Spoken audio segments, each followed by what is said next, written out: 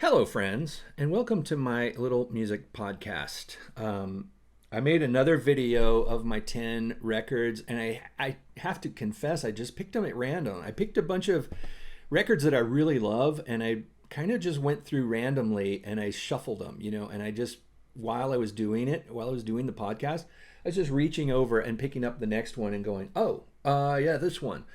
So it turned out to be really long because I talk a lot about each record, and there's 10 records in there, and I think I talk forever for each one. So I wanted to do another one really quick, and I'm already making this too long, but I wanted to do another one where I burn through these records. Just tell you a couple of little pertinent things about them, reason I like them. First up is one of the first records I ever bought on my own with my own money and for myself, instead of you know listening to other people's records and wanting to get the same records. This is one I made my own decision. It's Mike Oldfield's Tubular Bells. It is I think it's a classic. I still listen to this thing. It still takes me places. It's a great headphones album. It's a lot of virtuoso playing. His guitar playing is incredible on here. He's very young on this album and was just sort of given studio time. It's a incredible meandering trip through a bunch of different musical realms. Um, I love it so much. It has so many different parts and pieces and areas, and it gives me so many memories because I remember studying this album when I was a kid. There's no drums on here. There's no lyrics except for some sort of growled lyrics. It's it's almost like a soundtrack, even though it's not the soundtrack to The Exorcist, like some people believe. It's a great musical, almost like a classical music, in a way. Kind of has some elements of jazz, and I don't know. It's hard to say that. It seems like it's its own genre. Anyway, Mike Oldfield's Tubular Bells. I love it. Kate Bush, who is extremely popular right now because of a TV show called Stranger Things, which is great, and she's getting some much deserved attention. She is incredible. Her songwriting just is amazing. I hate that word amazing, but it's her songwriting is kind of almost overwhelmingly good. It's hard to describe. And this album, I think, is one that doesn't get the attention it deserves. A lot of her other albums get a little bit more attention. And this one, I think, is interesting. It's got a great feel to it, a great sound. Sounds on here that people, when this record came out, people had not heard before from samplers like synclaviers and fairlights and whatnot. She was like really into the technology thing. The songs on here are a bit scary, but they're all stories. They all tell stories, some kind of dark, some scary. But her songwriting is the powerful thing here. These songs are absolutely memorable, heartbreaking, emotionally uplifting, and just so much depth to the songwriting here. There's so much going on. It's the kind of record I've been listening to since it came out. And every time I put it on, I feel like I hear something that I never heard before in here. It's so detailed. The sounds are detailed, but the songwriting is detailed too. It's worthy of study, I think. If you're a musician and you want to study incredible songwriting and structure and chord progressions and that kind of thing, this is a great album. Big Star. These guys. Power pop is a word, a term that's used for a lot of times a pop band that kind of has a little bit of an edge to them, a little bit of an edge, a rock edge. Power pop. It's not like beautiful, pretty pop. It's power pop. And I think these guys were one of the first to get that label, perhaps, maybe, I don't know. But the songs on here, I use the term for Big Star, I use the term unpretentious, because they weren't trying to be rocker, like, intimidating rocker dudes with guitars and, shreddy solos and whatnot. I don't think they wore makeup on stage. I'm not sure. Maybe they did. I don't know. Who knows? But they were sort of a every guy kind of rock band. When I heard this, the way it sounded to me was it sounded like guys in a garage playing music or writing music. I don't know why I got that impression because it's beautifully recorded. It doesn't sound like it was recorded in a garage. Very well recorded. I just get the feel from the style of songwriting that these are real people and the songs are about real things, like real emotional things that I still listen to this. It's not dated. It doesn't. You put it on and you're like, is this brand new? It sounds so good even still. Some great songs on here. Classic songs. Classic pop, power pop songs. One of my favorite bands of the 80s, XTC, and this is one of my favorite albums by them. And I say favorite, and I don't mean that I have favorites. I hate favorites and ranking and putting one album above another album if I love them all. But this one has got so much great stuff on it. It is a powerful pop album that's got some incredible songs on it. It's a high energy pop album. The guys in the band were just so full of energy. There is a urgency to the lyrics, to the vocals. The guitar playing on here is worth studying if you're a guitar player. There is a solo I always mention. It's one of my favorite guitar solos in a song called Real by Real. If you want to get into XTC, this is a good starter, I think. Although, just going chronologically, they're all incredible. But this one's a classic, and it's got this classic cover. I love this cover. Another band from the 80s that I don't think got enough attention. They may have been a little bit too avant-garde for people. Magazine. They were kind of related to a band called the Buzzcocks because they shared some members. Some members used to be in the Buzzcocks. Buzzcocks is a great pop punk band that kind of went beyond the rule base of punk rock and did songs like love songs and songs about failed love affairs and things. Magazine was not punk rock. They went into very strange realms. Their songs are kind of, I always say, sinister. There's a sort of a sinister vibe to them. There's a feeling of again, cinematic, almost darkness to a lot of their songs. They're not happy pop songs, and the sounds that you hear on here, they do make your head bop, but there is the bass and the drums lock together so nicely, but the bass has got kind of a strange chorus effect on it, and there's a swirly keyboard playing on here. And John McGeoch, the guitar player, came up with some of the most incredible guitar parts his entire career. Sadly, no longer with us.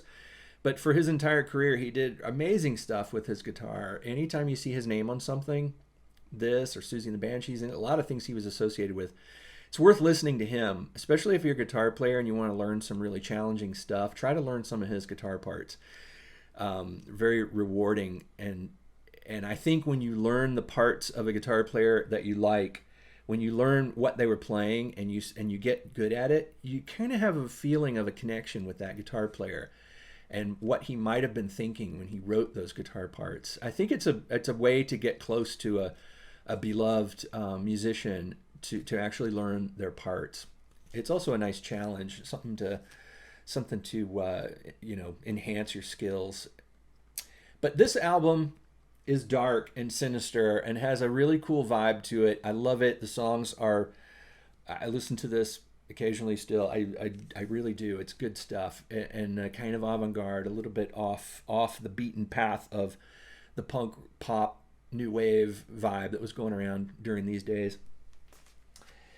Bill Nelson played in a band called Bebop Deluxe in the 70s that put out some incredible albums on the cusp of when glam rock was starting to become punk rock, which I know sounds weird, but I think glam rock became punk rock.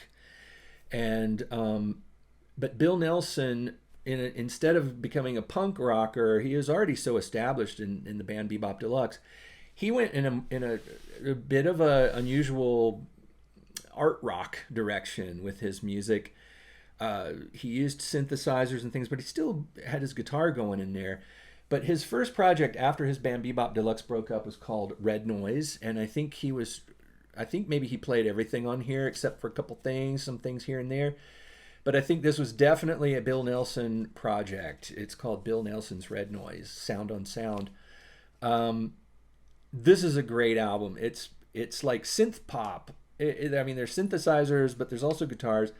But it is a energetic, frantic, futurist.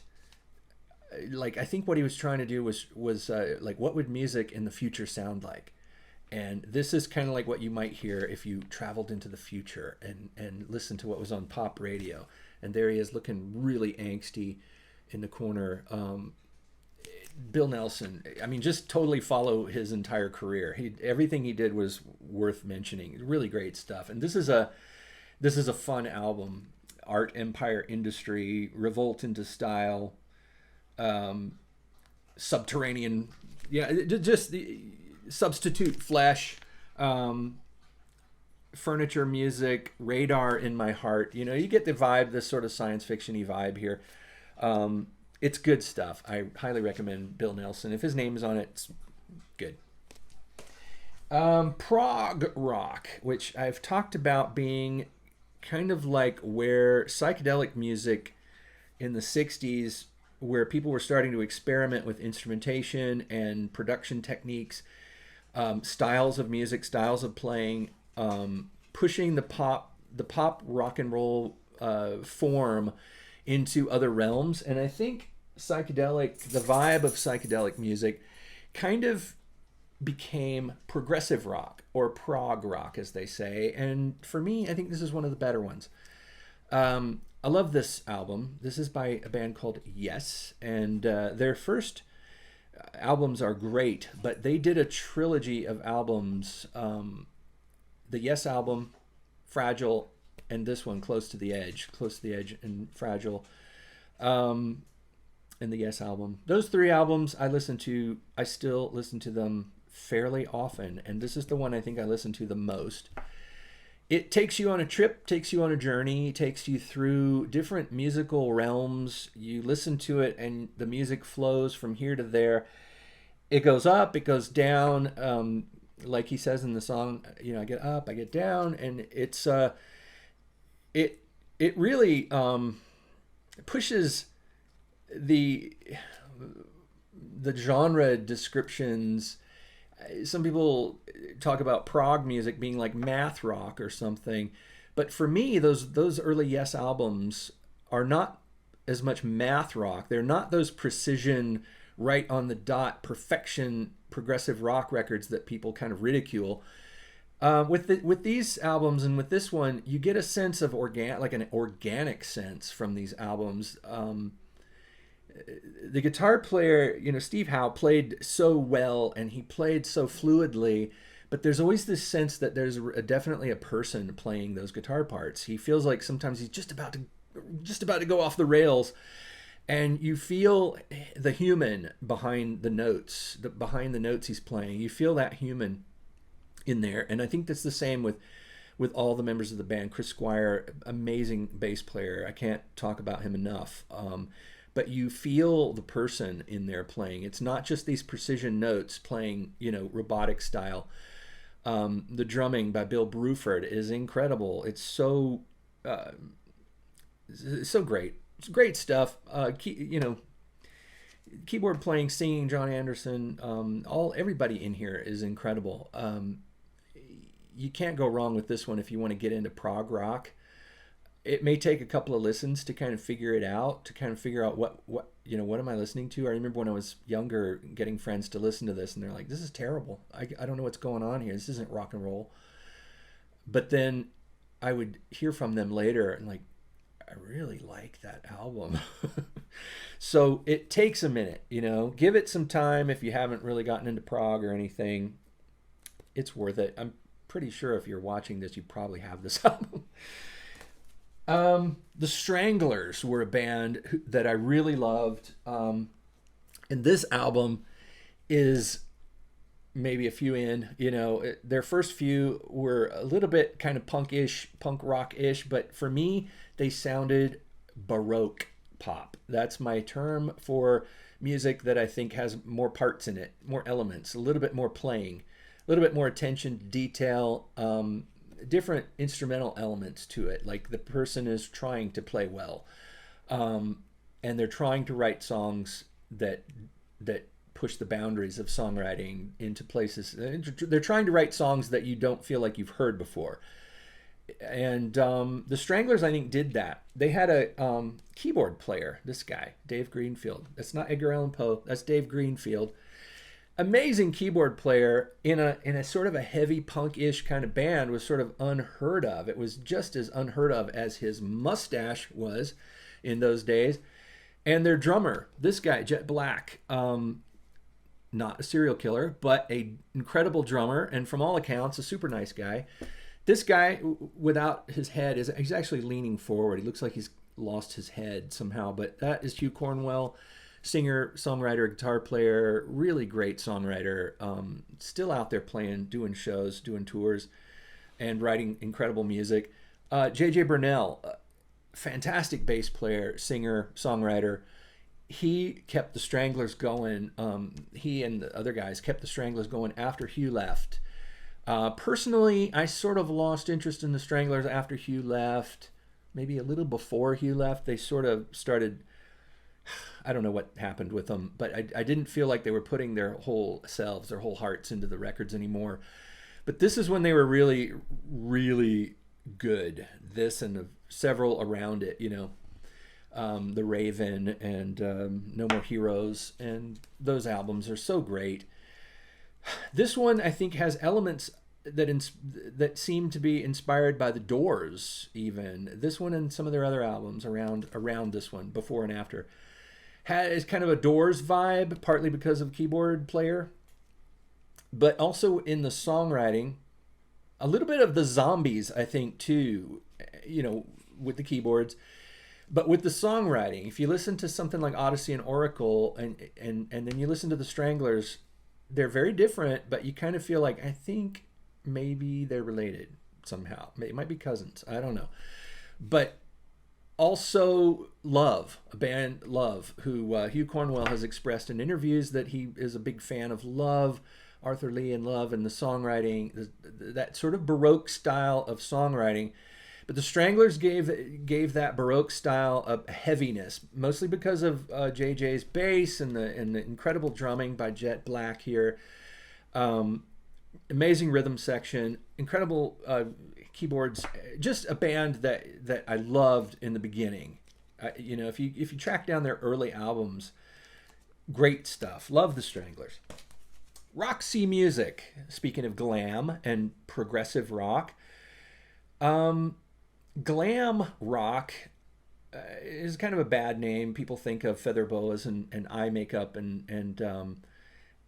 sort of anthemy music, but there were bands like Sweet and T-Rex and Mott the Hoople and whatnot. But there were bands also within that category because people couldn't really figure out what other category to put them into. Roxy Music is one of them, and this is one of their albums that I think is really great. Hopefully, we can show this and cover up all the naughty parts.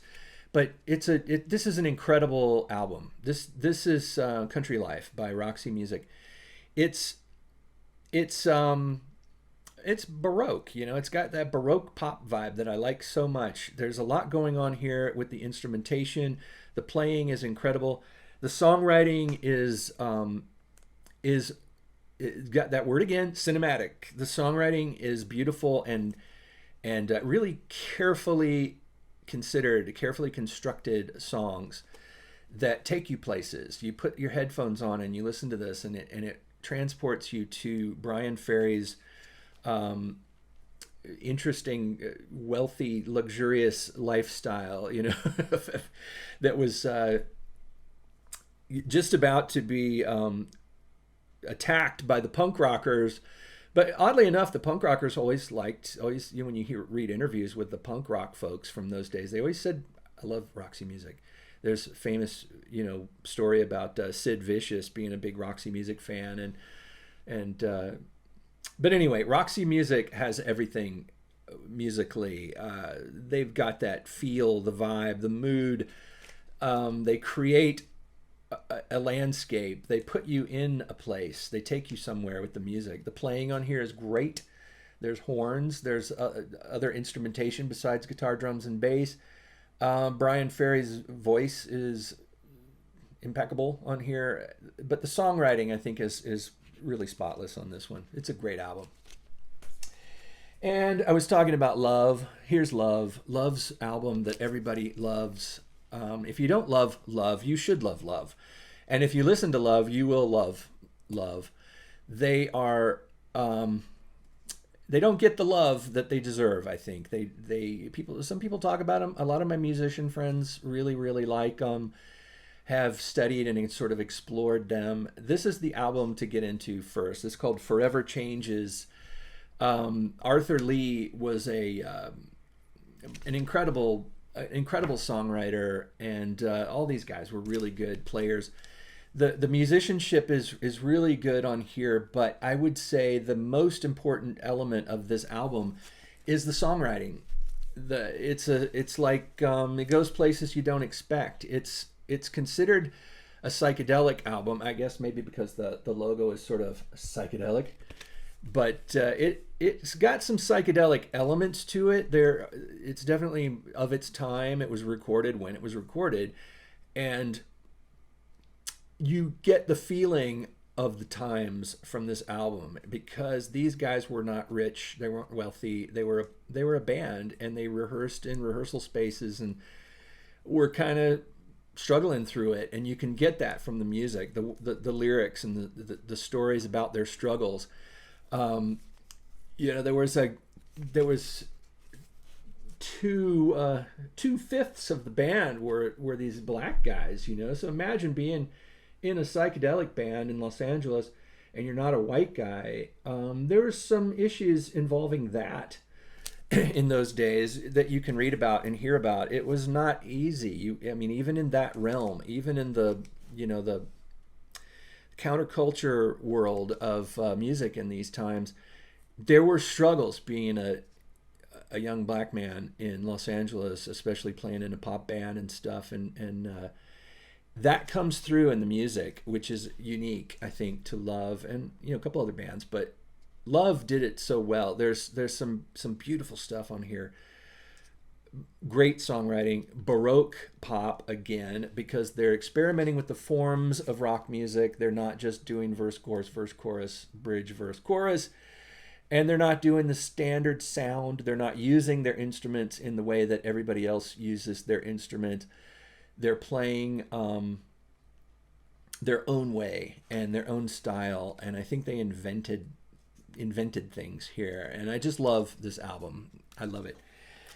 Anyway, there's 10 albums. Not my 10 favorite or my 10 that I play the most, just 10 random albums that I picked out. Honestly, I picked a big old stack of records that I like, and then I just shuffled them, and then I sat down and I just pulled through them for that other long video that you might not want to watch. This one's a bit shorter. This one's 23 minutes so far, something like that.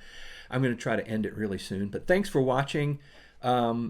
Thanks for listening to all of this, and I'm going to try to do more of these. I'm going to do videos where I just talk about one album, because I really love to I love to deep dive into albums, and I was leaving a lot of information out in these reviews. I wasn't naming people as much as I would normally.